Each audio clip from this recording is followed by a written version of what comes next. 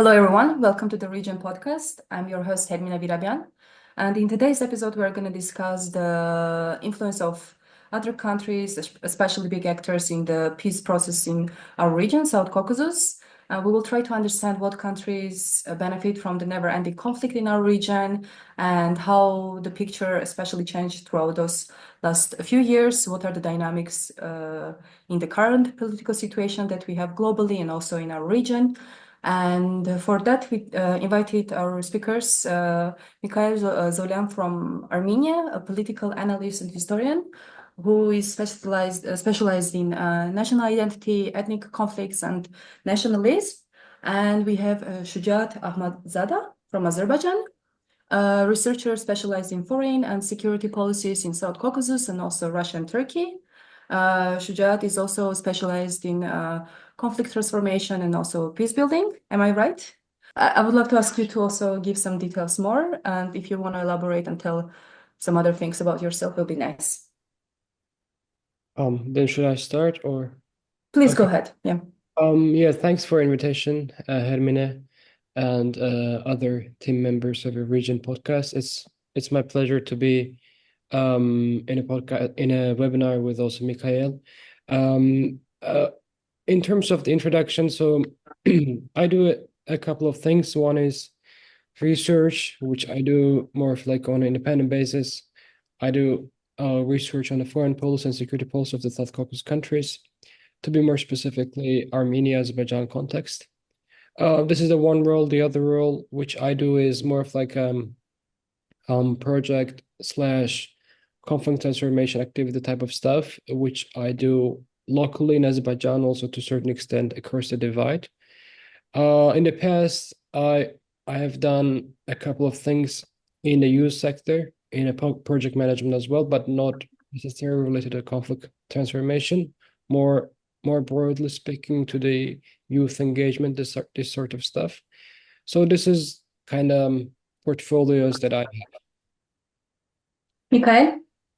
Oh, yes, thank you very much for the invitation. I'm by training and by my area of interest, I'm a historian with interest in politics, but I've been involved in peace building activities for quite a long time, actually since I was a student. Then I had a kind of for 2.5 years I was in politics. I was a member of parliament. But then, luckily that period ended. So now I'm back to academia and civil society. And again, I'm working on, well, I do have some academic projects. So I'm doing some research on Armenia's recent history, but also I'm involved in several dialogue processes. And time after time, we meet with our colleagues from Azerbaijan and Turkey too. So I hope that this way I'm contributing to peace as much as I can. Sounds very exciting, and thanks for joining to our podcast. And I would love to hear from both of you, actually. What do you think? What are the active players in our region, and what are their interests? Maybe you choose who wants to start. Mikhail, you want to go ahead? Okay, I can start. I think there's one thing that is very important for me to articulate before we discuss specific players. I think it's very important that we as Armenians and Azerbaijanis understand that we are the main players. That after all, it's us who are responsible for what is happening in this region. And as much as there are very strong players who influence us and who manipulate us, let's be clear, and who often are really very much the cause of the conflict or the fact that it cannot be solved.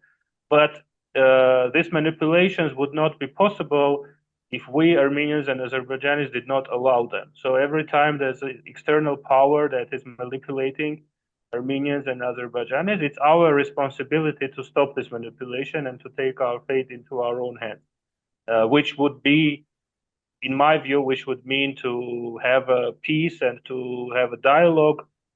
And if we do have this kind of genuine dialogue, then the influence of other players would be significantly decreased. So this is something which I think is very important.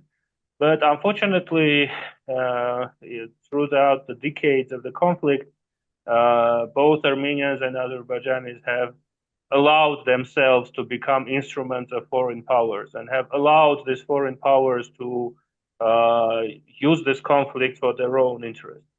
And of course, if we are talking about specific players, of course, obviously, the first one that comes to mind is Russia. And I think here it's important to look at this through the post-colonial studies lens, and both Armenia and Azerbaijan are part of former, you can call it colonies, or former periphery of the Russian Empire, and the Soviet Union, which was sort of the new edition of the Russian Empire.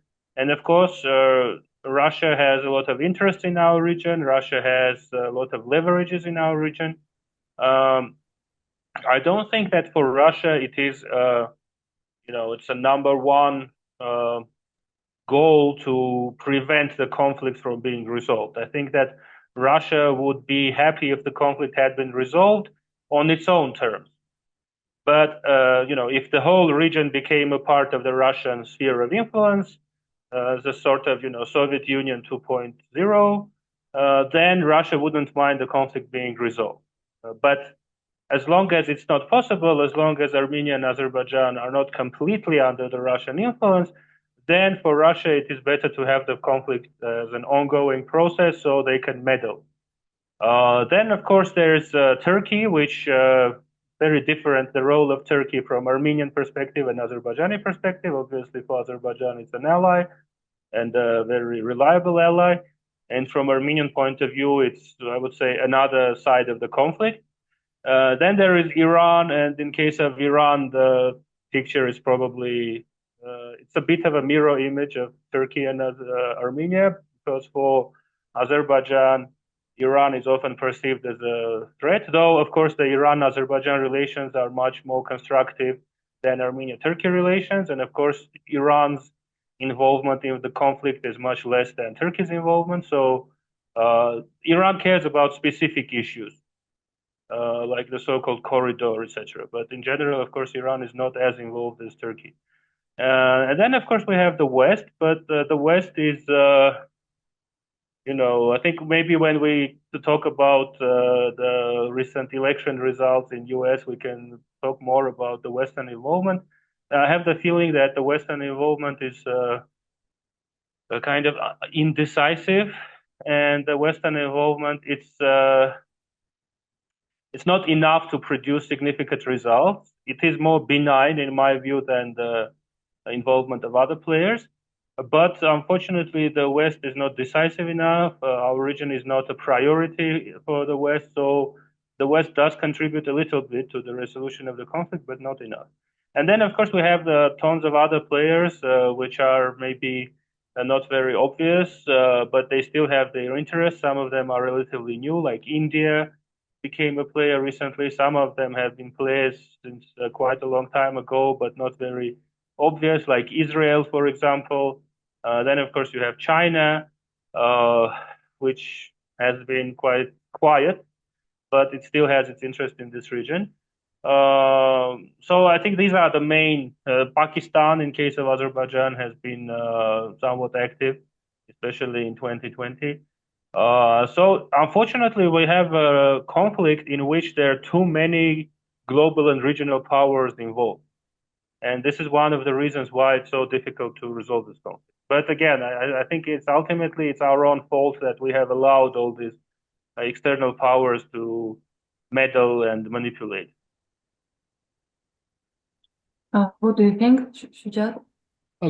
Pretty much seconding what Mikayel said. But the thing is, as bilateral as this conflict is, like any other conflict in this world, it is embedded in a meta-environment with the other actors being present, from Russia to Pakistan, from Israel to France, from the United Kingdom to India. So you could always find someone playing around this.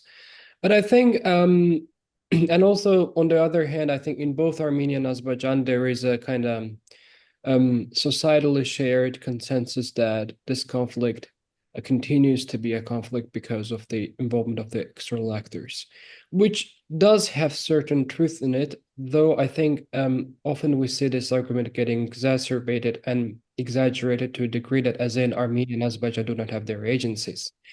So I think if you look at the conflict history, modern history, in the sense that ever since the first war ended, I think there were largely two periods when Armenia and Azerbaijan had more agency than any other structural involvement of foreign powers. The first one was during and slightly aftermath of the first war, in which there was a long celebrated end of the Cold War, when the West and the US on the one hand, and the Russia, former post-socialist space on the other hand, had their long celebrated new era opening, with global confrontation being obviously quite different than it is now. At this point, Armenia and Azerbaijan went through a violent war, and aftermath, Armenia and Azerbaijan had agency in terms of coming up to the resolution of the conflict within agreed upon principles. But later on, as after the war on terror in 2001, 9/11, and later on as the unipolar order became more fragmented, and there was a rise of non-Western actors, namely Russia and China, we have seen more and more increased competition and rivalry, put it in that way, between the Western actors and non-Western actors, which culminated to the point that Armenian-Azerbaijani rivalry has become something obscure for them. And this rivalry has manifested itself in the form of Armenian-Azerbaijani negotiations within the Minsk group format getting sucked, getting embedded in this global rivalry. This was the first period. This was the first chance that we had during and after the aftermath of the first war, when Armenia and Azerbaijan, as two states, had their agency to come up to the terms in terms of not resolving, this is not the best word, but rather putting an end to the active violence. I think the second period that Armenia and Azerbaijan had this kind of, perhaps still have this opportunity, is not today specifically, but rather after the second war, when especially after the Ukraine war, when Armenia and Azerbaijani peace process become largely bilateral in nature, as in two states negotiating and coming up to the terms, be it in a border making, be it connectivity issues, be it other humanitarian matters.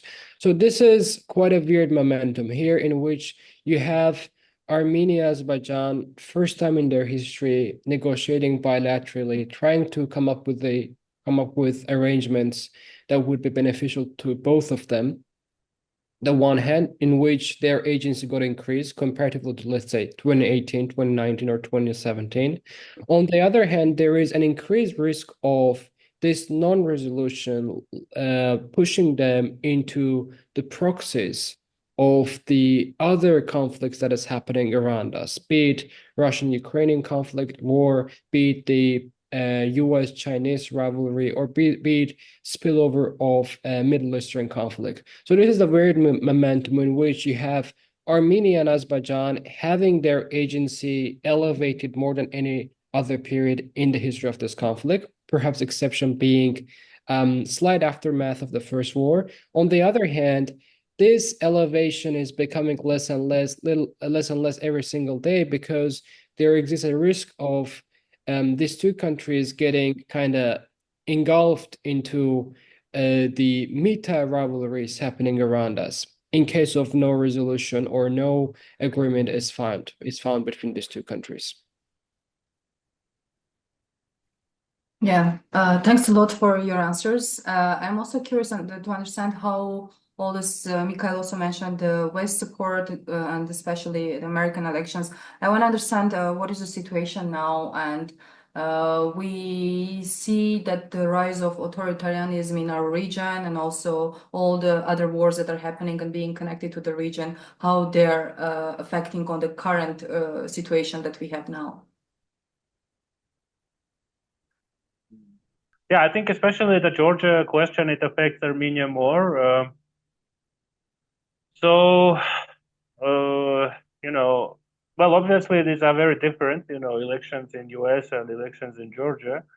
Like the scale is different and like the situation is different and the effects are different, but there is something similar that in both cases, those forces won, which are associated with sort of this right-wing populism, conservative turn, and also in both cases they are considered to be more accommodating to Putin's Russia.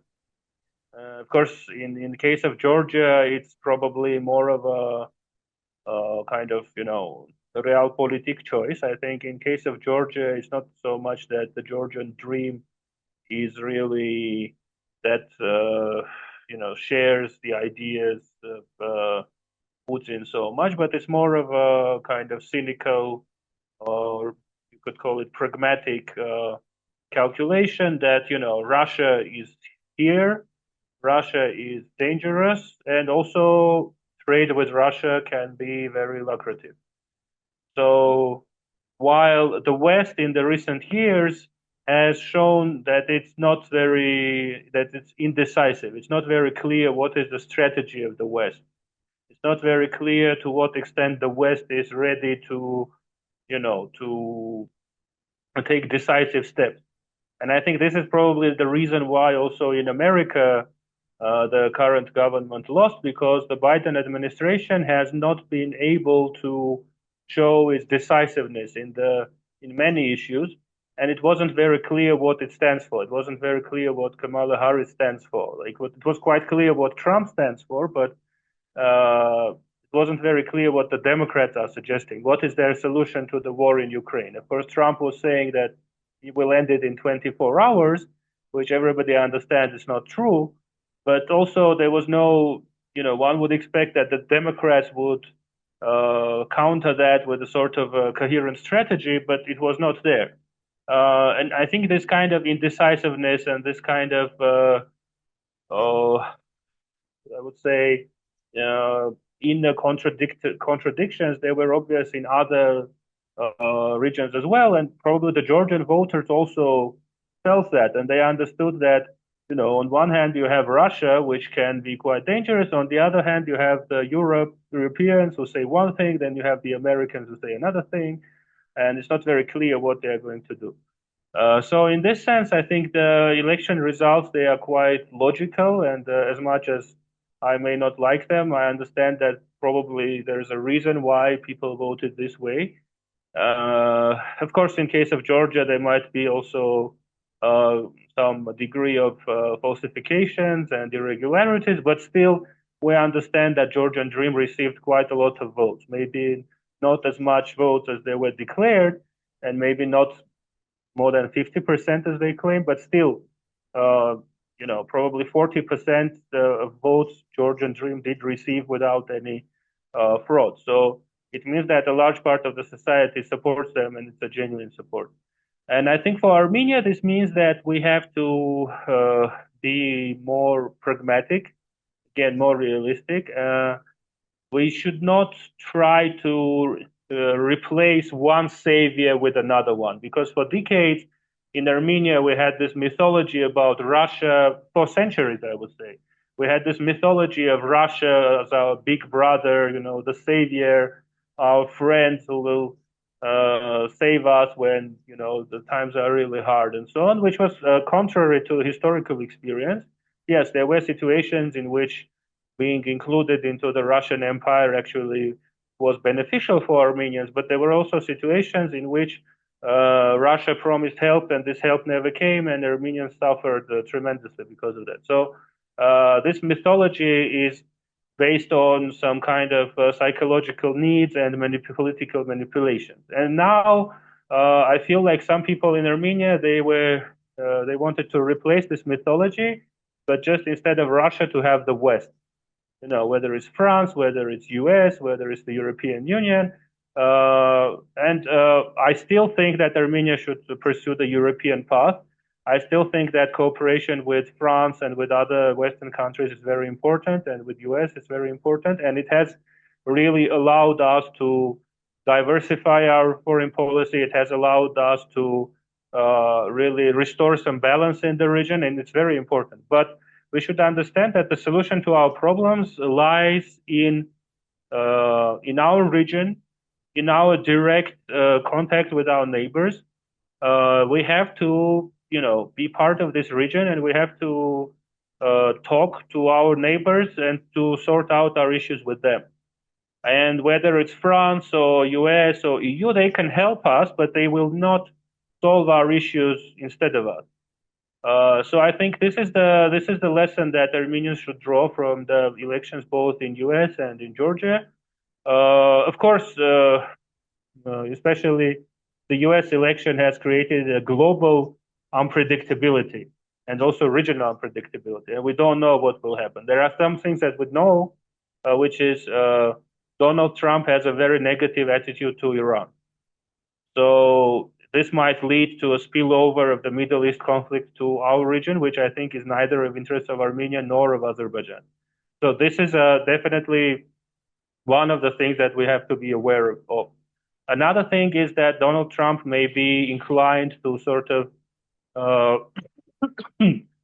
cede this post-Soviet region to Putin, which again, I don't think it's likely that it will happen, but at least there are reasons to believe that Trump is kind of more accommodating to Putin than the previous administration. Again, it still remains to be seen, but we have to take this opportunity into account too. So it means that we have to be more open to working with other partners from Global South, from Europe, etc. Two, it means that we need to work better on our relations with our neighbors. And in this sense, I think it's completely justified that Armenia is taking part in this 3+3 meetings, for example, which has been criticized a lot by some people in Armenia, or in the BRICS meeting in Kazan. And of course, we have to take part in all this format. And of course, the third one is we have to internally, we have to have a very sober discussion about what our interests are and what our priorities are, and to get rid of all these mythologies and to try to be as pragmatic and realistic as possible. Before that, I want to just add one more thing. You also were mentioning before that we are and we should be the main actors of this conflict, but at the same time, again, people and also the states itself, not states, but mostly societies, they depend on West as a savior, as you again mentioned. So it's either Russia, or West who is going to come and save us and bring peace to this region. And we are still, again, lacking as you were saying, genuine dialogue between Armenians and Azerbaijanis.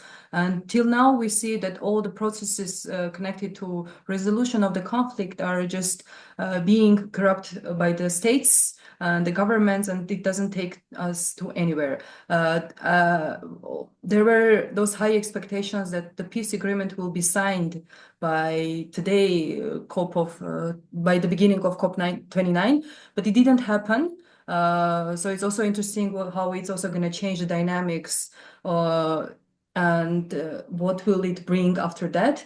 But I will also ask Shujaat to elaborate on why we always depend on this West and Russia, and how we can, as societies, also overcome this and try to understand what can be also our alternative resolution to this. So in terms of this, first part and the second. So in terms of this European integration, democratization, I think this was the cause célèbre of 90s. In the 90s, when Armenian Azerbaijani resolution plans were drafted, they were drafted from the lens of and from the hope of, or the premise of, that there would be a day in which Armenia and Azerbaijan as two states would appreciate peace over war. They would democratize, they would embrace European integration, they would become liberal democracies, and all in all, that would end in resolution of Nagorno-Karabakh conflict, in which borders do not matter specifically. What matters is this one integration path that Armenia, Azerbaijan, Georgia, and in Turkey they all go together. I think by mid 2010, by the early 2010s, it is a fair kind of argument to say that this train has long passed. So this concept of liberal peace has become a thing of past, to be honest, in practical speaking. As a result, we see since the 2010s, to be more specifically, in the case of Armenia-Azerbaijan conflict, after Kazan summit of 2011, we see increased regionalization of conflict settlement. So we had 90s of liberal peacemaking in which Armenia and Azerbaijan were expected to be liberal European way of democracies in which they would solve their conflict through the lengthy mutual concessions, power sharing agreements, by increasing interstate dependency, interdependency, interstate trade, and so on and so forth. This has failed for a number of reasons, not because of Azerbaijan and Armenia, largely because of crisis in neoliberal order that got deepened after 2001 and got exacerbated in 2008 and 2014. So as a result, Armenia and Azerbaijan embarked willingly, unwillingly into the journey of regionalization of conflict settlement, which means that Armenian and Azerbaijani conflict settlement is envisioned to emerge not in a neoliberal global European setting, but rather in a regional setting with the participation of regional actors. And that's why we have seen, especially after April War 2016, more and more involvement of Russia and Turkey as a separate tracks of brokers of peace or ceasefire, in contrast to OIC, Minsk Group's multilateral diplomacy, which ultimately failed and doesn't exist as of today practically. So I think, speaking of 2024, I don't see benefit or value of going back to the concepts of 90s and trying to resurrect them in a way that they could work. I don't think that they could work.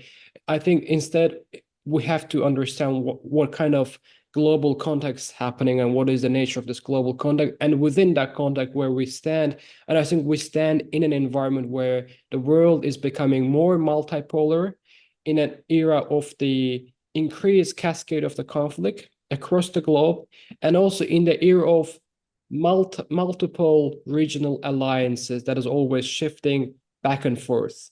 So I don't think that Azerbaijan and Armenia taking only one path, which is an echo of 90s era, as in you have a one end and we want to go there, would be beneficial in 2024. Instead, as Mikayel perfectly summarized, Armenia and Azerbaijan should, and it is must, it is a kind of, if you look at, if we apply international relations theories, especially neo-realist paradigm or even a neoliberal paradigm, it's a must for them to survive in an environment of international cataclysm. So they could do it by only forging multiple regional alliances and regional frameworks in which they could secure their own survival. From that perspective, I don't see anyhow this neoliberal path of Armenia, Azerbaijan would be beneficial, because it practically doesn't work.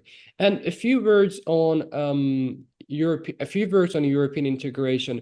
Yes, Georgia has been pro-EU for more than a decade now, and in Armenia there are some voices calling for a country to go into referendum, as far as I know, correct me if I'm wrong, for making sure that Armenia makes a European choice. But the thing is, we have to understand, what does it mean? If we are speaking of European integration as a political economic project, then we have to understand that this could only happen, practically speaking, in a regional context. So without a regional context, European integration of a country that is surrounded by non-Europe Europe, non-integrating countries, political, economically speaking, is suicidal. So from that perspective, unless European integration is a political decision that is given to the countries just because it's a political momentum and it is geopolitical decision, so Europe wants to embrace some of its neighbors into its family, this is something that should happen in regional context. And if you look at the regional context, we see totally different opposing trend. We have Turkey, which got stalled in a European path for more than 3 decades, as far as I remember, though there are some attempts to renew this dialogue, but I don't think that it will work out. We have Georgia, which pursued a very radical, harsh, hawkish neoliberalism, economically speaking, but ended up in an economic system in which Georgia's primary trade partners are not European countries, but Russia, Azerbaijan, Armenia, and Turkey. Even though Georgia has deep and comprehensive free trade agreement with the EU for more than a decade. I mean, it's more economic. It should be more economically oriented to Europe than any other country in this neighborhood, but it is not, because its political economy doesn't allow it to become a European country in the sense of economic integration. If you look at the past decade of Georgia's economic foreign trade patterns, you see the first place either Azerbaijan or Turkey or Russia or China or Armenia. Why? Because Georgia cannot at this conjuncture become part of an extended European economic family. This is true for Armenia, this is true for Russia. This is true for Azerbaijan, even though Azerbaijan, for example, doesn't have any political goal of becoming a European member state. It is economically integrated into Europe because for more than 15 years, the top trade partner of Azerbaijan is the EU, more than 53% of its share. Why? Because Azerbaijani economy is based on oil and gas sales, and it is easier to integrate in the European market by selling oil and gas, in contrast to Armenia and Georgia. So from that perspective, I don't think that this path towards only one-on-one integration project would be somehow beneficial or workable. Not putting aside beneficial, benefit is something subject to understanding whether it's beneficial or not. It requires a discussion. It is something that is attainable, practically speaking, for Armenian and Azerbaijani context. That's why we have seen an increased efforts of Armenia and Azerbaijan trying to find its place in this new multilateral order, be it within the format of BRICS, be it within the format of non-aligned movement, which is the case of Azerbaijan, or be it as Armenia's increased contacts with India or Iran or any other country in the global south.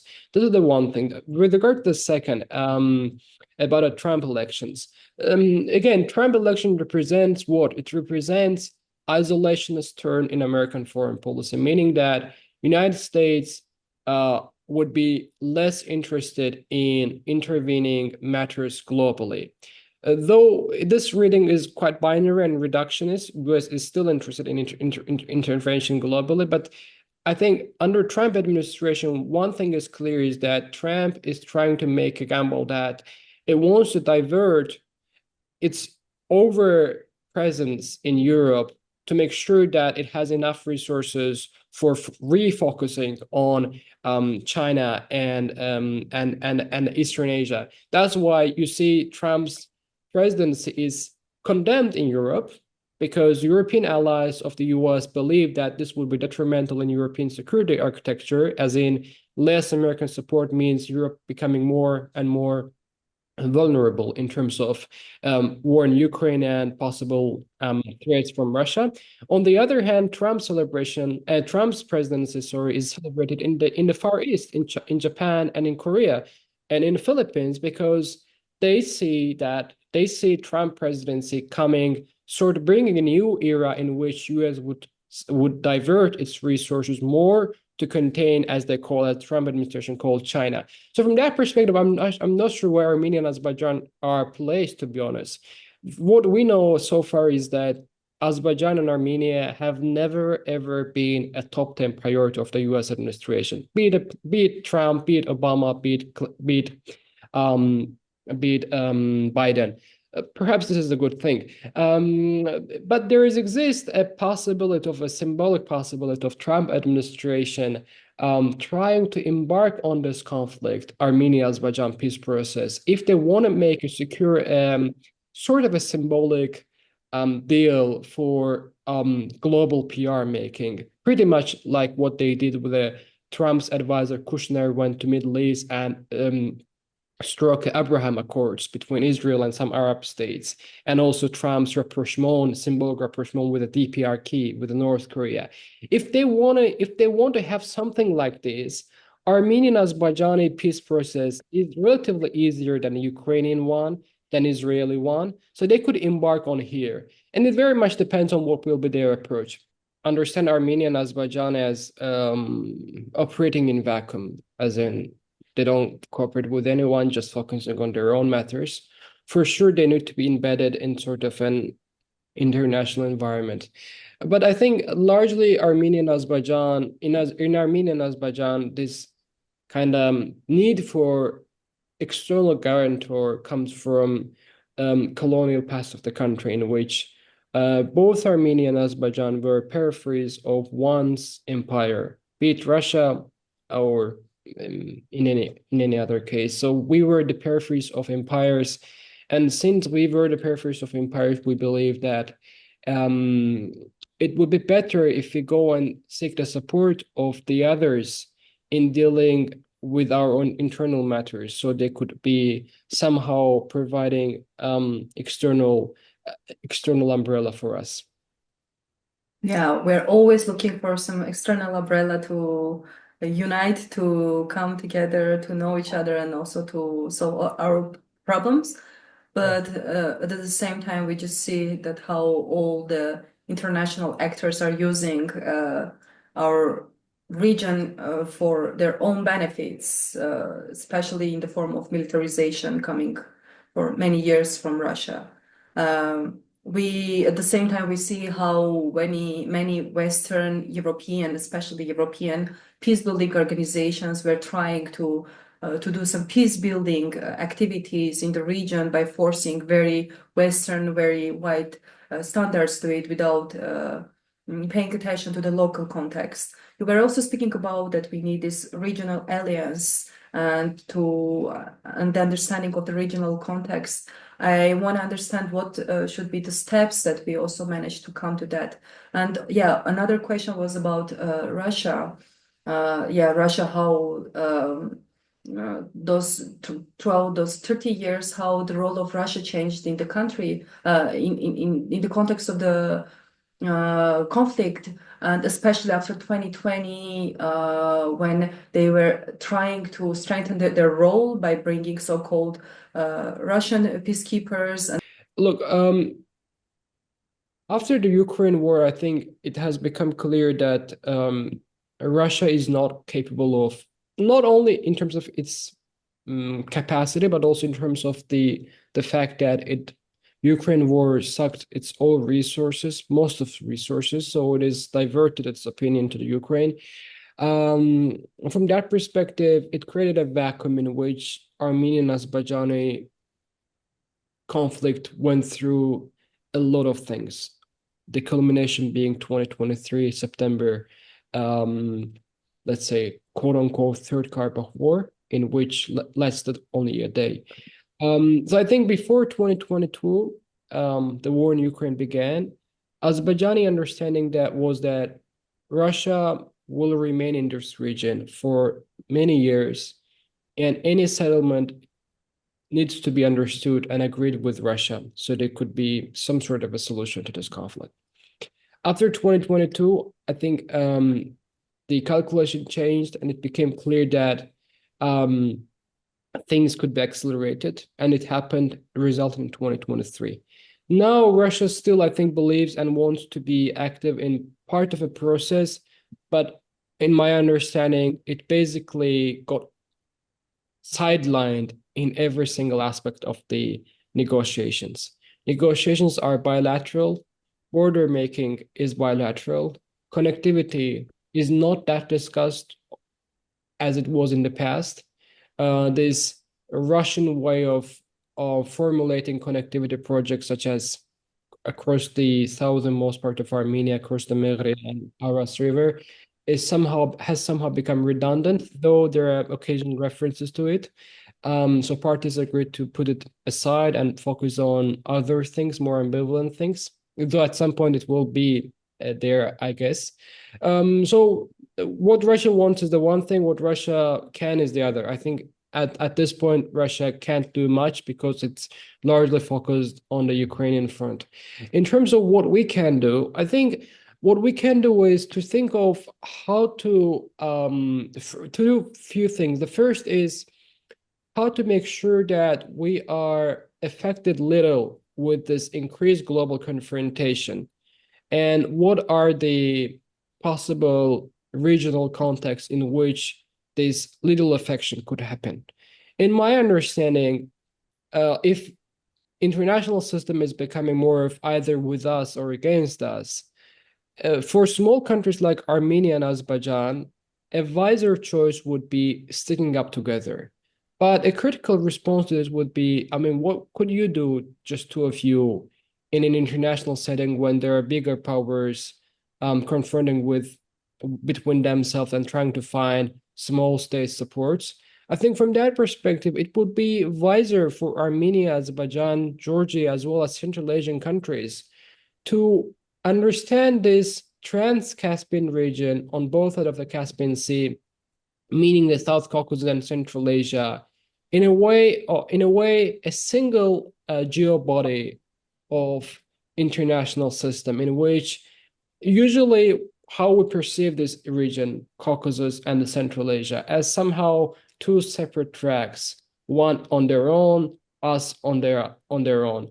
But I think this is a bit problematic understanding of the region. Instead, I think if we come up to the terms such as basically starting from connectivity, economy, trade, even ecological cooperation, with the possibility of building up something that would be more of like a regional effort of order making, in which South Caucasus and Central Asia would be placed in one sort of a geobody.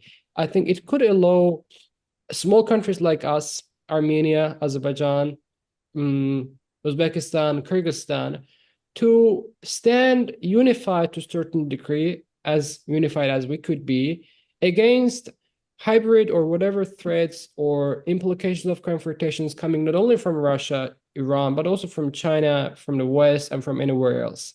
So if this unification, in a sense of not one single entity, of course, but more of like a more and more dialogue on matters related to the daily lives and economy of Armenia and Azerbaijan or any other country, could be a starting point that in which we are more kind of, instead of becoming part of this global confrontation, we are rejecting this, pretty much like what most of the global South did during the Cold War's peak era. What they did, their response was to create a non-aligned movement. Though it was not an organization, still not an organization, it's a movement, it was a response of a global South, India, Indonesia, African countries, and Latin American countries, to say that they have their own agency and they don't want a part of this Warsaw Pact and NATO confrontation. I think at this point, Armenia and Azerbaijan could think of or deliberate on the things, something like this. This would be my take. Mikayel, any thoughts? Yeah, I think I agree that in this period, small countries have to stick together as much as it is possible and try not to get involved into this global rivalry. I would say that what is happening now, many observers are already calling this the World War III, and I think it's a pretty accurate description. And if we look back at the history, the first two world wars, the countries that benefited the most from these wars were the ones that were not involved. Those countries that got involved in these global conflicts, even if in theory they won, like formally they won, they still paid a very high price for it. Unfortunately, Armenia and Azerbaijan have already been involved into this global conflict and the war of 2020 and what happened in 22 and 23. I would say this is also part of this global process. But at least from now on, we can try to, stay aside from this. Of course, this will require dialogue, this will require coordination, this will require some compromise.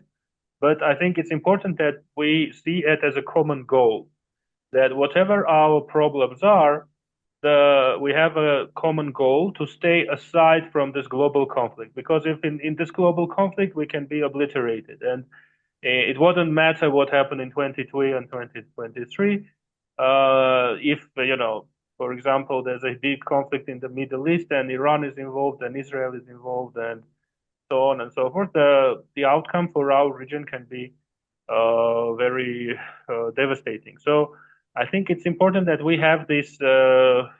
Unfortunately, I don't see it in the society. I can see it in the political elite. I think at least Armenia's political elite has this understanding, and I think Azerbaijan's political elite probably also has this understanding.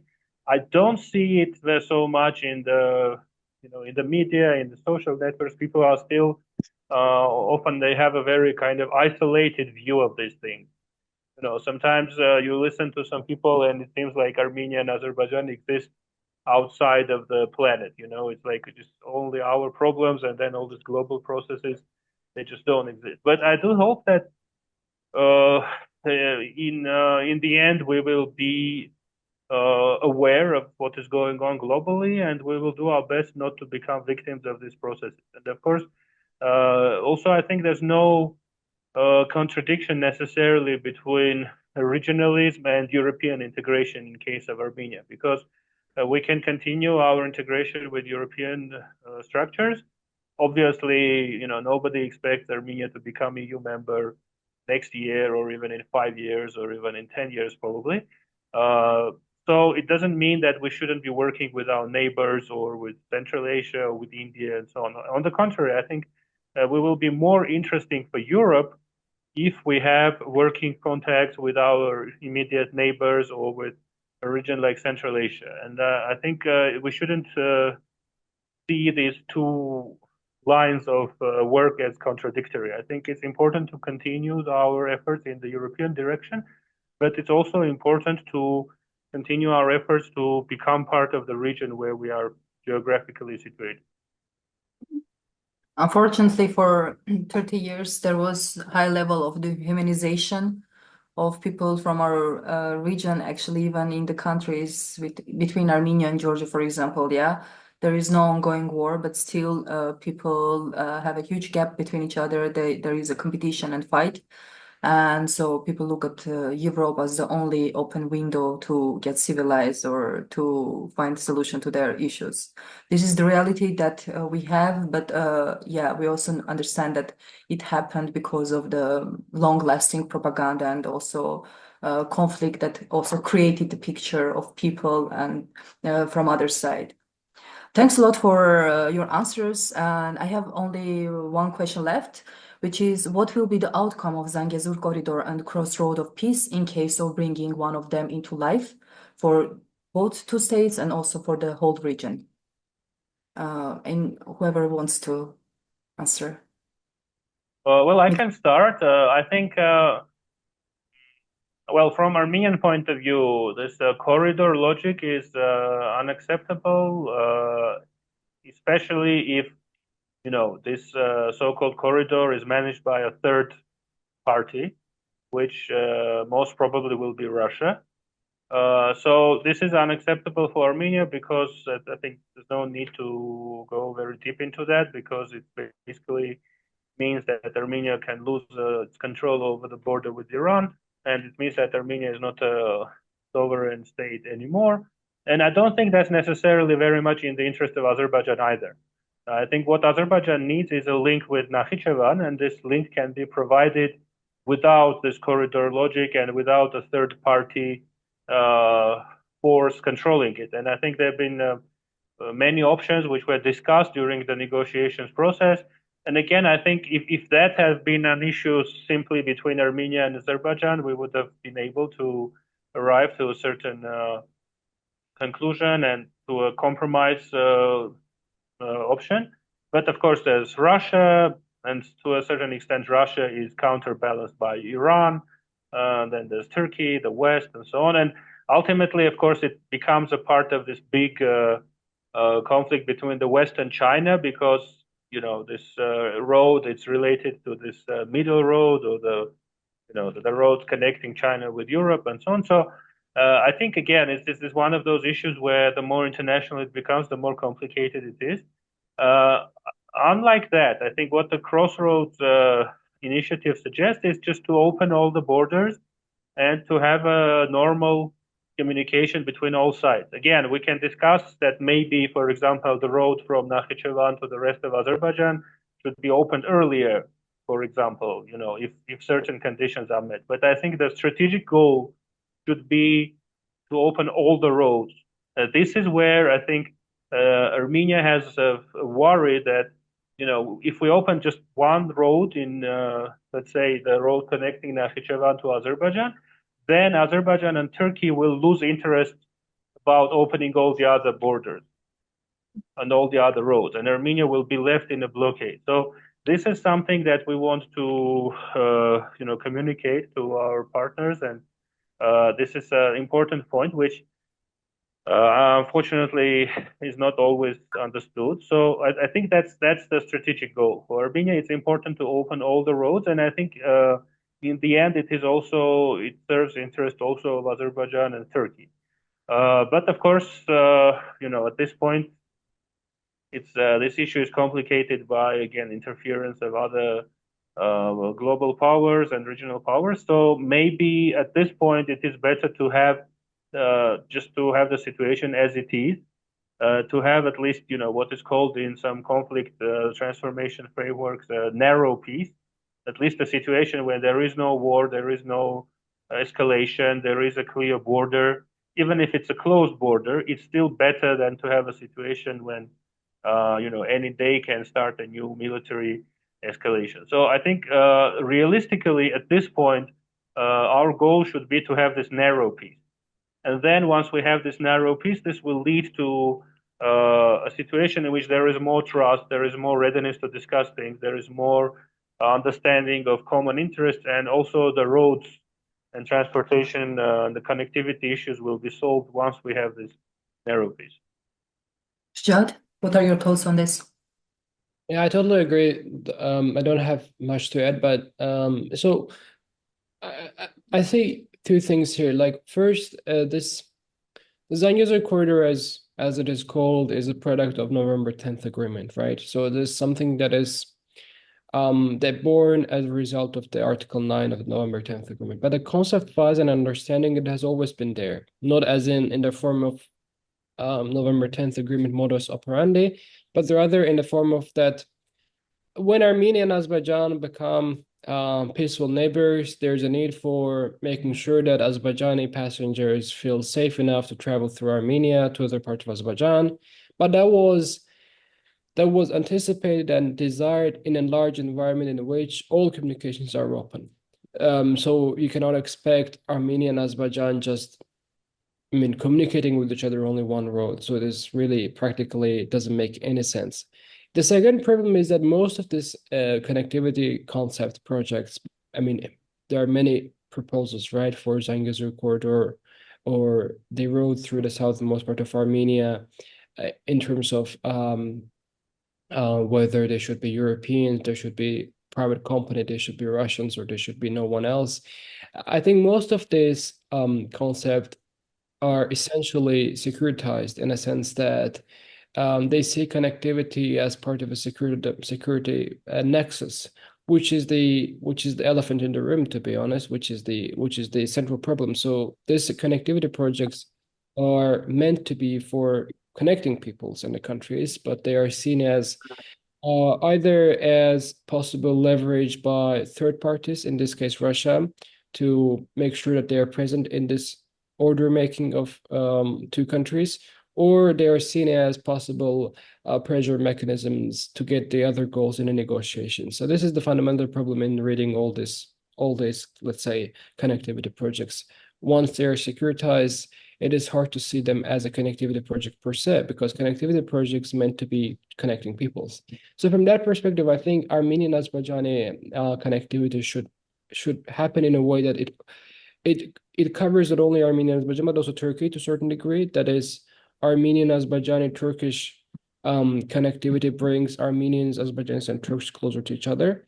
Though perhaps in certain specific locations, there needs to be some specific modalities for making sure that this people are connected better to each other. For example, there are villages of Armenia, which I do not recall their names, but perhaps you know better than I do, but not perhaps, but surely, that there are two villages from one to go to another, you need to pass through Azerbaijan's territory. That is somewhere close to Shurnukh, this south of Armenia, to go from Gapan to another village, Chakaten, if I'm not mistaken, right?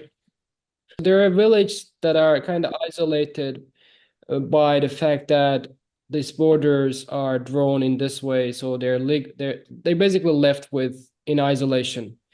And for them to just show their passports, get their passport stamped every time for just driving for 30 minutes doesn't make any sense, right? So they want to go from village to Gapan for medical care or for buying something and coming back in like 30 minutes. Why their passport should be stamped, they should pay custom fees, right? It doesn't make any sense because the fact that the borders are like this, we should not act in a way that connectivity should be happening in this way.